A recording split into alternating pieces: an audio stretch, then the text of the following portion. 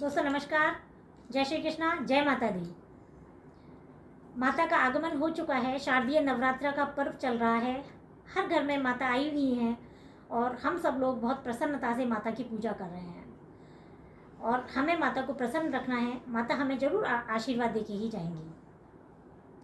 हमने अभी आपसे पहले बात करी थी नवरात्रा स्थापना हम कैसे करें, नवरात्रा स्थापना की विधि के बारे में हमने आपसे बात करी थी। अब हम आपसे बात करेंगे कि हम अष्टमी और नवमी की पूजा कैसे करें।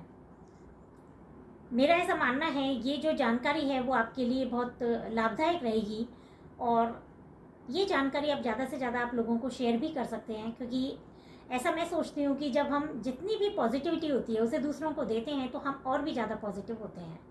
अच्छी चीज़ें जितनी भी होती हैं उन्हें हमें स्प्रेड करना चाहिए। तो हम पूजा के बारे में अब आपसे बात करते हैं। अष्टमी और नवमी दोनों ही तिथियों के बारे में हम बात करेंगे, क्योंकि कुछ लोगों के घरों में अष्टमी पूजन किया जाता है, कुछ लोगों के घरों में नवमी पूजन किया जाता है। जब भी हम अष्टमी पूजें या नवमी पूजें, एक दिन पहले ही अपने हाथों में मेहंदी अवश्य लगाएं और हम जब सुबह उठें तो हमें अपने घर की देरी पे जरूर एक लोटा जल अवश्य चढ़ाना चाहिए। वो हमारे लिए बहुत अच्छा रहता है और हम उस दिन बड़े प्रसन्नता से उठें कि आज तो हमारे घर माता का आगमन हो रहा है। और हम एक दिन पहले भी ये कर सकते हैं कि जो छोटी छोटी कन्याएं होती हैं जिन्हें हम माता के रूप में अपने घर में निमंत्रण देते हैं, उन्हें हम एक दिन पहले ही न्योता दे के आए। पहले हम लोग ऐसे ही किया करते थे। अब थोड़ा लोगों की लाइफ स्टाइल चेंज हो गई है तो उसी दिन भी कन्याओं को जाकर बुला लाते हैं। वैसे हम यदि एक दिन पहले न्योता देते हैं तो ये बहुत अच्छा रहता है, क्योंकि आज अपने घर में अपन किसी विशेष अतिथि को बुलाते हैं। जब भी कोई भी घर में फंक्शन होता है तो हम उसे उसी दिन न्योता नहीं देते, उसे एक दिन पहले हम उन्हें न्योता देते हैं कि आप हमारे घर कल आओगे। तो इस तरह से यदि अपन एक दिन पहले कन्याओं को जीमने के लिए बुलाते हैं तो ये काफ़ी श्रेष्ठ रहता है। कन्याएं हैं वो 12 साल तक हों तो बहुत अच्छी बात है। अब हम वापस से उस दिन के ऊपर आ जाते हैं कि हम उस दिन की शुरुआत कैसे करें।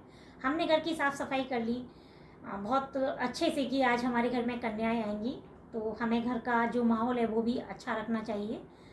और यहाँ मैं स्त्रियों के लिए थोड़ा बोलूँगी कि हमें खुले बाल नहीं रखने हैं पूजा में और लाल और गुलाबी ही वस्त्र पहनने हैं, क्योंकि माता रानी को लाल कलर विशेष प्रिय होता है।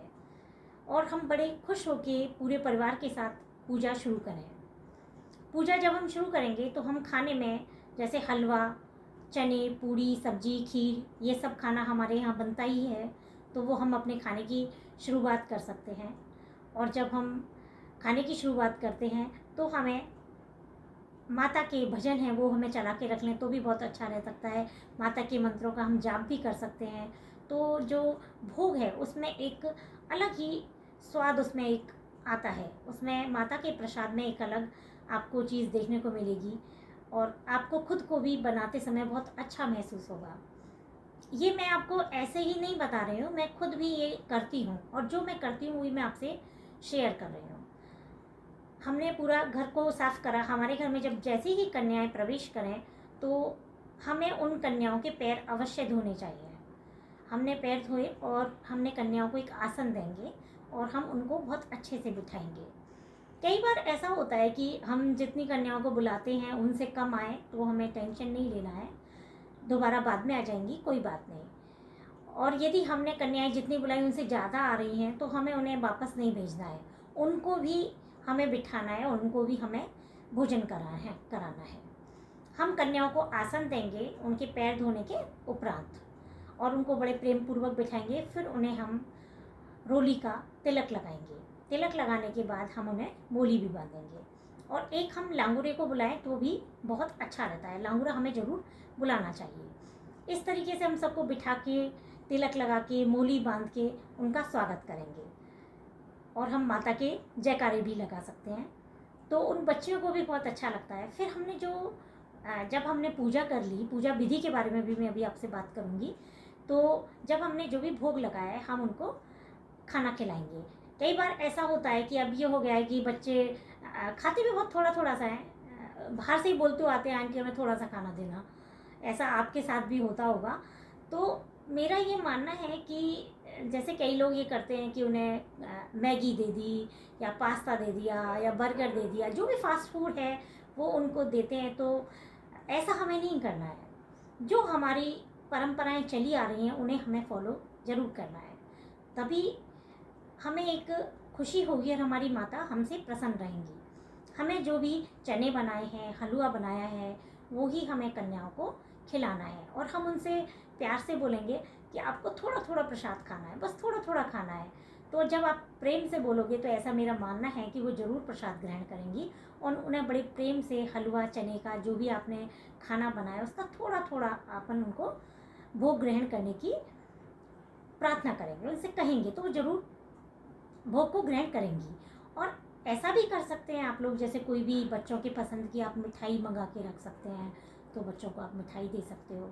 तो उनको जैसा हम बच्चों को कहेंगे वो ज़रूर वैसा करेंगे और हमें यही करना चाहिए। क्योंकि जब हम भोग लगा रहे हैं माता का, तो हम फास्ट फूड का तो भोग नहीं लगा रहे ना, फिर उनको हम कैसे खिला सकते हैं। जिस चीज़ का हम रसोई में खाना बना रहे हैं, जिसका हम माता को भोग लगा रहे हैं, हम जोत पे भोग लगा रहे हैं, वही हमें माता को खिलाना है, उन कन्याओं को हमें वही खिलाना है। और हम भी तो जब व्रत खोलेंगे तो व्रत खोलने के बाद हम वही भोजन ग्रहण करेंगे, तो हमें इसीलिए कन्याओं को वही भोजन ग्रहण कराना है। जब हमने भोजन उनको करा दिया, उसके बाद हम भोजन कराने के बाद उनको कुछ भी उपहार देंगे, जितनी भी जिसकी श्रद्धा हो। इसमें ऐसा नहीं होना चाहिए कि उन्होंने ये दिया या हमारे पड़ोस वाली ने तो ये कन्याओं को दिया, इसमें कोई कंपटीशन नहीं है। आपकी जितनी भी श्रद्धा हो आप कन्याओं को उपहार अवश्य दें। कन्याओं को जैसे लाल चीज़ देते हैं तो बहुत अच्छा रहता है। और मैं आप सबसे ये कहूँगी कि यदि हम कन्याओं को ऐसी चीज़ दें जो उनके बहुत लंबे टाइम चलने वाली हो, ये आप देख सकते हैं कि कौन सी चीज़ कन्याओं की लंबे टाइम चलने वाली है। जैसे हम उनको यदि हम दे सकते हैं तो वस्त्र दे सकते हैं। किताब कॉपी बहुत अच्छी चीज़ होती है कि वो पढ़ने की सामग्री जो भी होती है, जैसे कॉपी है, पेन है, तो कन्याएं जब पढ़ेंगी लंबे टाइम तक चलेंगी, तो आपके ऊपर उनका आशीर्वाद बना रहेगा लंबे टाइम तक। तो आप ये पढ़ने की सामग्री कन्याओं को दे सकते हो, या उनके जो भी पानी है या जो भी चीज़ को वो लंबे टाइम यूज़ कर सकें। हम जैसे माला है जो भी वो गले में पहन सकें, कोई भी चीज़ हो जो उन्हें पसंद भी आए और उनके यूज़ में भी आए।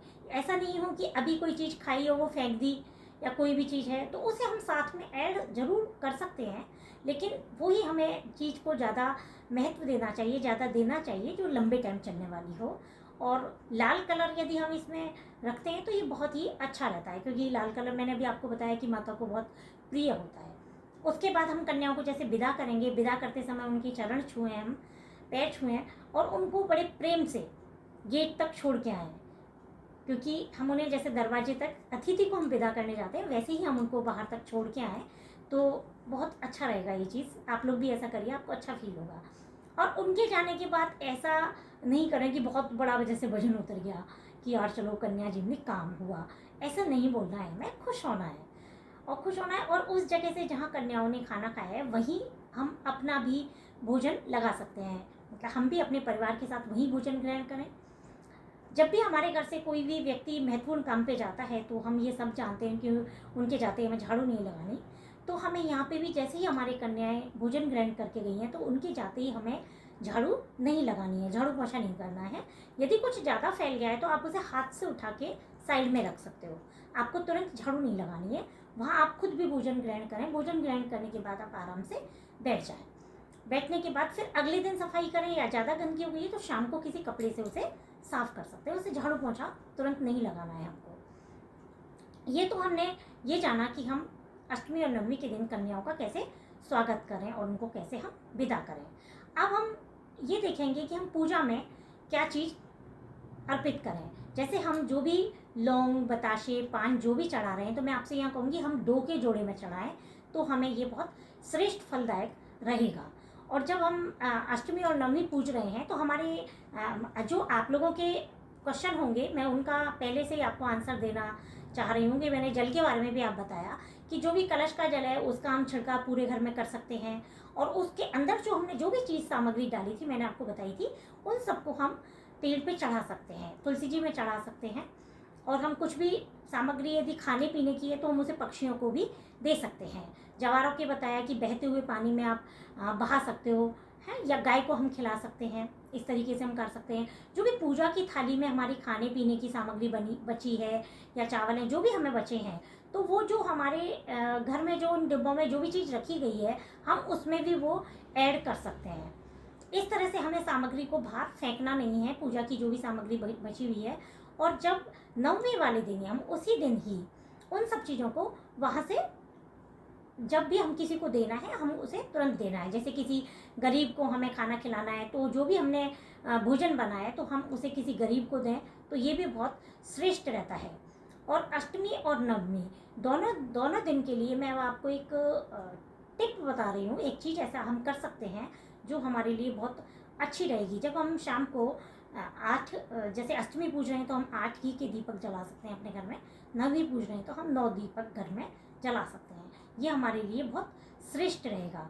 इस तरह से हम अष्टमी और नवमी की पूजा कर सकते हैं। और दोस्तों, मैं अब आपसे ये कहूँगी, आपके मन में कोई भी और भी क्वेश्चन आ रहा है तो मेरे कमेंट सेक्शन में जाके आप पूछ सकते हैं, या मेरा व्हाट्सअप नंबर है तो आप मुझे व्हाट्सअप भी कर सकते हैं। तो हो सकता है कि कोई पॉइंट मेरे से यहाँ कवर करना रह गया हो, तो वो आपके मन में आ रहा हो, तो आप मुझसे आराम से पूछ सकते हैं। मैं उसका आपको रिप्लाई अवश्य करूँगी। अब आगे भी हम आपसे और भी बातें करते रहेंगे। तब तक के लिए दोस्तों नमस्कार। जय श्री कृष्णा, जय माता दी।